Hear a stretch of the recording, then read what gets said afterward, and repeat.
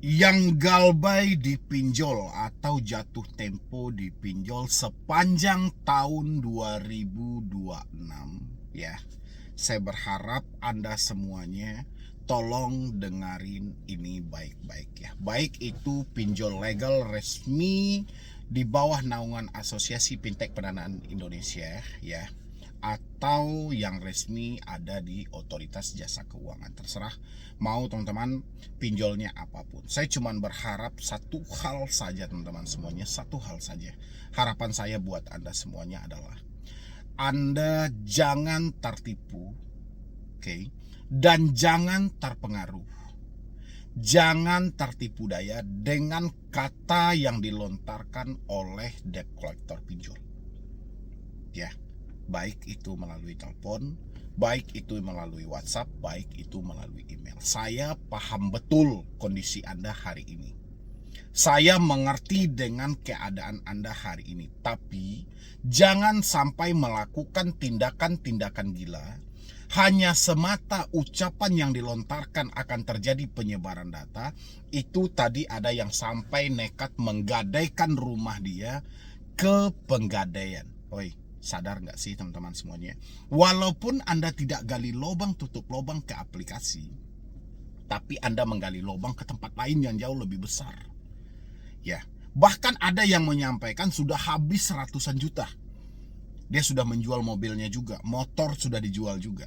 Tapi pinjol ini tidak bisa lunas. Anda tahu nggak? Tadi saya mendapat laporan seperti apa.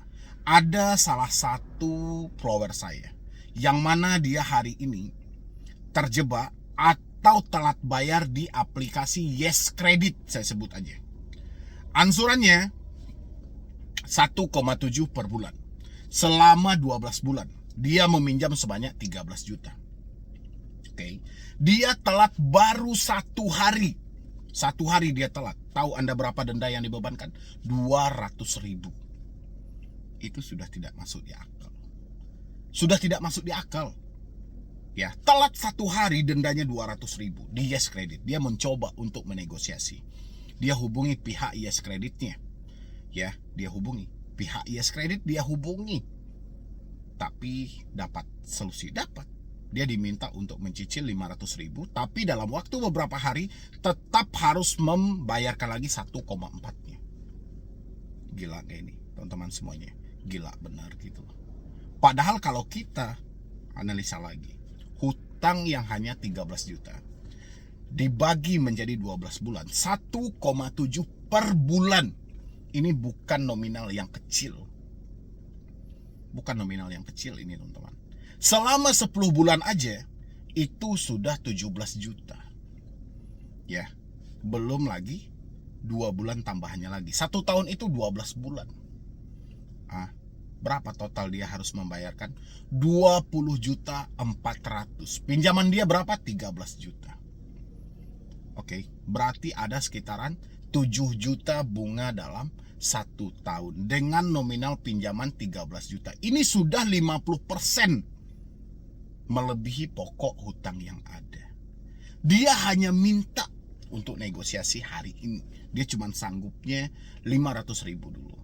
Ya, dikasih, memang opsi itu dikasih. Cuman yang jadi tidak masuk akal adalah denda yang dibebankan sampai 200.000. Saya sarankan tadi dia untuk ke OJK dan menghubungi CS resmi dari Yes Creditnya, minta negosiasi. Oke, kita kembali ke topik kita lagi. Ini yang mau Anda selesaikan. Hal-hal seperti ini, ya wajar. Ada duit Anda ratusan juta, Anda mau menyelesaikan pinjol-pinjol yang telat. Tahu Anda dendanya berapa? Denda yang telat 1 hari itu biasanya diakumulasikan untuk selama 1 bulan. Ya, bahkan akan bertambah lagi setelah atau per 15 hari sekali. Gila. Apa yang harus kita lakukan di tengah situasi seperti ini? Tahan diri Anda. Tahan diri Anda. Ya. Usahakan negosiasi. Kumpulkan nominal pokok yang Anda terima. Negosiasikan segera. Ya, jangan Anda ikuti rentetan ini lagi. Ini sudah nggak normal. Ini sudah nggak wajar. Ya, OJK selalu membesar-besarkan 0,1 per hari, 0,2 per hari, 0,3 per hari. Benar, kecil, nominalnya kecil. Jumlahkanlah. Dan kita cek di lapangannya, apakah masih sesuai dengan 0,1 atau 0,3 per hari itu. Ini luar biasa teman-teman. Jadi saya berharap buat teman-teman semuanya, satu hal saja bagi saya, satu hal saja. Jangan pernah terpengaruh dengan ucapan-ucapan apapun. Jangan Anda memaksakan diri menggali lubang tutup lubang. Hanya semata ketakutan Anda, hanya semata kecemasan Anda. Saya paham teman-teman. Paham betul posisi Anda hari ini seperti apa. Ya, asal Anda tahu, satu-satunya resiko yang akan Anda dapatkan, kalaupun seandainya seumpamanya apabila Anda menyatakan tidak mampu bayar, atau gagal segagal-gagalnya dalam melanjutkan pembayaran ini, BI checking. Itu cuman satu-satunya. Ya, tapi di awal-awal ini, Anda memang akan dihadapkan dengan teroran debt collector yang mengintimidasi, yang melakukan pengancaman, yang melakukan segala macam cara demi terjadinya gali lubang tutup lubang supaya Anda tetap melakukan pembayaran di aplikasi mereka. Ya, ini teman-teman semuanya, Anda harus benar-benar ini. Tidak ada ceritanya Anda bertanya kapan Desi datang ke rumah. Ini sudah enggak wajar lagi kalau Anda bertanya seperti itu. Kapan Desi datang ke rumah? Daerah mana yang akan dikunjungi? Telat berapa lama akan datang? Itu bukan pertanyaan lagi teman-teman. Hari ini yang terpenting adalah Anda mampu, selesaikan habis-habis. Tidak mampu, jangan pernah gali lubang tutup lubang. Apa yang harus dilakukan? Bekerja dan berusaha. Kumpulkan uang Anda, negosiasikan. Itu jalan satu-satunya. Saya sudah bekerja bang, saya sudah berusaha bang, tapi nggak mampu juga. Yaudah, BI checking menanti. Dampaknya apa? Kamu tidak bisa berhutang lagi buat ke depan. Itu dampaknya. Cuman itu, nggak ada di luar itu. Kamu tidak bisa lagi berhutang buat ke depan. Ya, tanyakan ke dirimu, teman-teman semuanya. Saya perhatikan, saya sangat miris.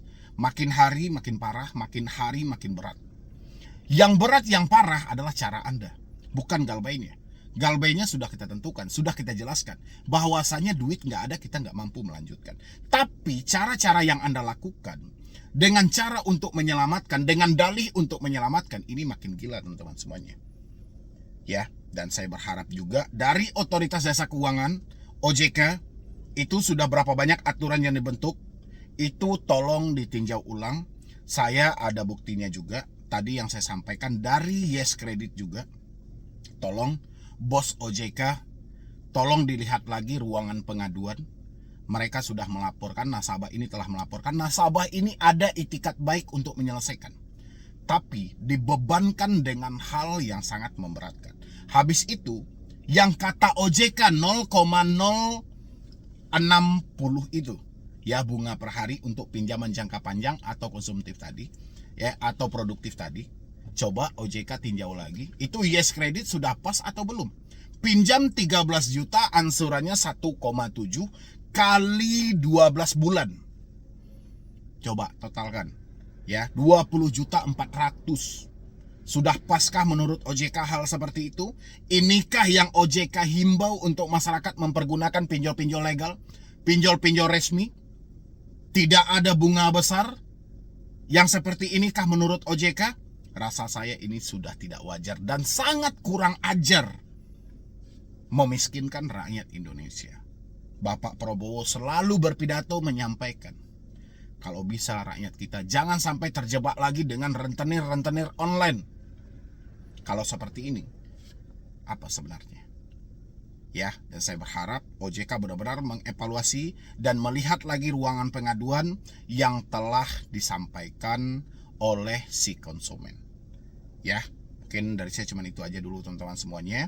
Mudah-mudahan ini bisa membantu untuk semua teman-teman yang hari ini kesulitan. Tidak ada yang berat, kecuali Anda sendiri yang memberatkan diri Anda untuk masuk ke ranah-ranah yang tidak terlalu penting. Selesaikan masalah pinjol ini dari dalam dirimu sendiri. Ini untuk teman-temanku yang mengalami telat bayar, atau saat ini baru jatuh tempo, atau telat bayarnya sudah 1 minggu, 1 bulan, 2 bulan, 3 bulan, atau bahkan sudah lama ya, 1 tahun, 2 tahun, dan 3 tahun. Tapi kalian harus menyelesaikan hal ini dimulai dari dalam diri kalian sendiri. Karena saya perhatikan teman-teman, Anda keluar dari jalur yang sebenarnya. Hari ini yang bermasalah adalah Anda tidak mampu bayar, duit Anda tidak ada, oke? Atau Anda galbainya, telat bayarnya sudah cukup lama. Dan Anda tidak prepare keuangan Anda sepanjang Anda mengalami galbay. Atau Anda tidak tentukan berapa Anda harus menabung dalam satu hari. Tapi tiba-tiba Anda bertanya sama saya, Bang, galbay aman kan? Bang, pinjol ini gimana? Bang, saya sudah 1 tahun galbay. Kira-kira DC datang ke rumah nggak? Bang, saya sudah 2 tahun. Dan begitu selanjutnya, teman-temanku. Galbay pinjol itu tidak ada yang aman. Ya, gimana mau kita berada di posisi yang aman? Sementara pemikiran kita setiap hari selalu memikirkan hal-hal, teman-teman semuanya, hal-hal yang tidak terjadi. Ini kita paksa pemikiran kita terus-menerus memikirkan hal tersebut. Ya, bagaimana kita letakkan ini di posisi galbay aman? Ya, itu yang pertama. Yang kedua adalah, Bang, saya galbay di pinjol ini. Gimana? Kata gimananya apa ini? Ya, kalau gimana dia melakukan penyebaran data, gimana kalau dia menghubungi kontak, gimana kalau dia datang ke rumah? Hal ini nggak ada masalah. Tapi, kalau dia sempat menyebarkan data, kamu simpan buktinya. Oke, kalau dia menghubungi kontak-kontakmu, simpan juga buktinya. Kalau dia datang ke rumah, ada hal yang harus kamu pertanyakan. Ini harus dimulai juga dalam diri kita. Tapi teman-teman semuanya, kalau Anda bertanya gimana kalau menyebarkan data, saya tanya dulu. Jangan ditanyakan kata gimana, jangan ditanyakan kata seandainya. Sejauh ini sudah ada apa belum terjadinya penyebaran data tersebut? Kalau sudah adakah buktinya? Kalau sudah ada buktinya, simpan bukti tersebut. Ya, berhenti membayar. Tapi sejauh hal itu belum terjadi, buktinya belum kamu temukan, saya harap jangan ada lagi teman-teman yang memikirkan ini gimana, Bang. Ya, habis itu tentang DC datang ke rumah. Ini tolong jangan dijadikan ini seolah-olah problem yang sangat besar. Padahal Anda bermasalah itu bukan dengan si DC datangnya. Anda bermasalah karena Anda tidak mampu jujur, Anda tidak mampu terbuka dengan orang sekitar. Ini masalah Anda gitu loh. Ya, ini problem Anda. Makanya saya bilangin buat teman-teman semuanya, galbay pinjol ini mudah. Galbay pinjol ini gampang. Yang sulit adalah diri kita sendiri. Makanya dimulailah dari diri kita. Diri kita seperti apa? Tanya dulu. Kita tidak mampu bayar ini, apakah ini disengaja atau memang benar keadaan kita? Dan habis itu kita sudah galbay selama 1 tahun ini, kita merasa tidak tenang juga. Ini masih salah pinjolnya atau salah kita? Ya, saya rasa Anda yang galbay sudah 1 tahun, 2 tahun, itu salah Anda lagi teman-teman. Seandainya di awal galbay Anda menabung 5.000 perak per hari, kaliin 1 tahun atau 2 tahun. Ya, sudah berapa duitmu hari ini gitu. Tapi masih saja Anda paksa diri Anda dengan aman atau tidak. DC-nya berkunjung ke rumah atau tidak. Terus-terusan Anda paksa diri Anda untuk hal ini teman-teman. Ini hancur gitu loh. Ya, apapun pinjolnya itu tidak akan aman karena tidak selesai dalam diri Anda sendiri. Berapa kali saya sampaikan teman-teman, ya, Anda memperhatikan YouTube saya bilangin, lawan terberat ketika galbay adalah diri kita sendiri. Diri kita yang tidak bisa diajak kompromi. Bahkan saya himbau juga teman-teman semuanya, untuk teman-temanku yang pemikirannya, hatinya tidak bisa diajak kompromi, alangkah baiknya putus semua komunikasi yang terhubung. Saya sampaikan seperti itu kan, karena WhatsApp, email, telepon, 3 poin yang berpengaruh. Saya selalu sampaikan kayak gitu. Penyebab kepanikan itu terjadi gara-gara kamu ditelepon. Penyebab kesetresan itu terjadi gara-gara kamu di WhatsApp. Ya, penyebab ketakutan itu terjadi gara-gara kamu di email. 3 komunikasi ini berpengaruh. Ya, mau tidak mau 3 komunikasi ini harus kamu bereskan. Harus kamu tuntaskan. Dengan cara apa? Dengan cara kamu memutus semua komunikasi yang terhubung, baru bisa kamu menyelesaikan masalah ini dalam dirimu sendiri. Ya, yang bermasalah itu bukan galbaynya, yang bermasalah itu bukan telatnya, yang bermasalah itu pemikiranmu. Hatimu itu yang bermasalah. Ya kan? Mana mungkin kamu bisa menghadapi dirimu sendiri kalau kamu tidak berupaya berdamai dengan pemikiranmu. Kamu terlalu percaya, teman-temanku, dengan semua pemikiran buruk tentang penjara, tentang DC bertindak anarkis, tentang akan penarikan aset, tentang diproses ke perdata. Kamu terlalu percaya dengan hal itu. Apa yang memicu ini? Karena kamu mudah aja gitu loh lihat video yang bertebaran, percaya. Gabung di grup WhatsApp yang entah seperti apa konsepnya, tiba-tiba ada yang dikunjungi, percaya. Semuanya kamu baperin. Dan bahkan kamu merangkul masalah orang lain, seakan-akan masalah itu juga akan terjadi pada dirimu. Ini yang paling berbahaya. Makanya saya selalu himbau berulang-ulang kali, tidak bosan-bosannya saya mengingatkan teman-teman semuanya, yuk, yang galbay, yang telat bayar, saya bilangin, berdamailah dengan diri Anda. Selesaikan dari dalam diri Anda dulu. Jangan terlalu berupaya memeras pikiranmu, tapi yang lahir hanya pemikiran-pemikiran negatif, pemikiran-pemikiran yang tidak baik. Jangan seperti itu. Ya, boleh-boleh saja yang namanya sepintas kita memikirkan hal-hal buruk, tapi jangan terlalu percaya. Oke, yang harusnya Anda lakukan hari ini adalah menemukan sumber masalahnya ada di mana. Penyumbang kepanikan terbesar itu ada di mana. Kalau kamu bilang ini sana, iya benar bang, gara-gara telepon, gara-gara WhatsApp, gara-gara email. Nah, kalau kamu sudah tahu apa yang harus kamu lakukan, otomatis kita putuslah 3 komunikasi tadi supaya bisa menyelesaikan diri kita dari dalam. Oke, baru bisa menghadapi semuanya. Jadi jangan kita bertanya yang tidak-tidak. Yang jadinya Anda bertanya, bang kapan Desi datang ke rumah? Emang saya yang punya pinjol? Kan enggak, ya kan? Jadi otomatis nggak akan ada yang tahu kapan DC datang ke rumah, karena ini menyangkut urusan internal. Telat berapa lama dia akan datang ke rumah, ini juga tidak ada yang tahu. Kalau kita hanya berpatok pada Google bisa aja menyampaikan telat 1 minggu, 1 bulan, 3 bulan, itu nggak ada yang pasti informasi itu. Dan lagian hal itu juga tidak perlu kita besar-besarkan. Ya nggak sih? Habis itu kalian tanya lagi, bang apakah dia menyebarkan data keluar kondar? Ya harusnya kita juga yang tahu. Sejauh ini kita mengalami telat bayar, kita tidak mampu bayar, ada nggak laporan dari orang-orang yang kita takuti itu? Sejauh hal itu tidak ada, ya aman-aman aja.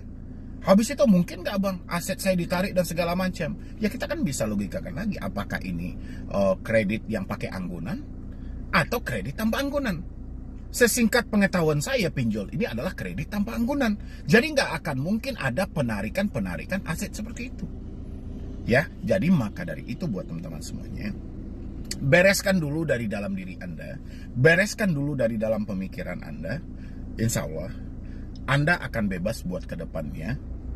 Anda lebih bisa mengumpulkan duit Anda bisa mengkaper ini semuanya gitu loh, tanpa ada gangguan-gangguan yang aneh-aneh.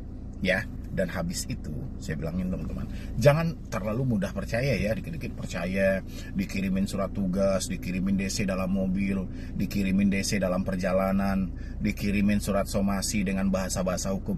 Jangan mudah percaya. Oke, itu dilakukan oleh debt collector. Ingat, debt collector itu dia bekerja buat pinjol. Ada target yang harus dia capai. Ketika targetnya dia capai, otomatis dia akan mendapatkan gaji. Ketika dia tidak mencapai target, bonusnya akan kurang, bahkan dia tidak digaji. Itu aja. Makanya saya sampaikan juga berulang kali teman-teman ya, letakkan sesuatu itu pada tempatnya. Apa tugas debt collector? Menagih. Di luar dari itu tidak bisa yang mereka lakukan. Termasuk mereka sampaikan somasi, penarikan aset, cegat di jalan, itu nggak akan bisa. Ya, karena tugas mereka hanya menagih. Oke, buat teman-temanku, mudah-mudahan dengan sesingkat video ini bisa membantu teman-teman semuanya. Selesaikan dari dalam diri kita sendiri. Saya pastikan semuanya akan bebas dari jeratan pinjaman online. Tidak ada yang perlu ditakuti lagi, ya. Jadi sekian dulu dari saya, Medi Bro nih. Wassalam.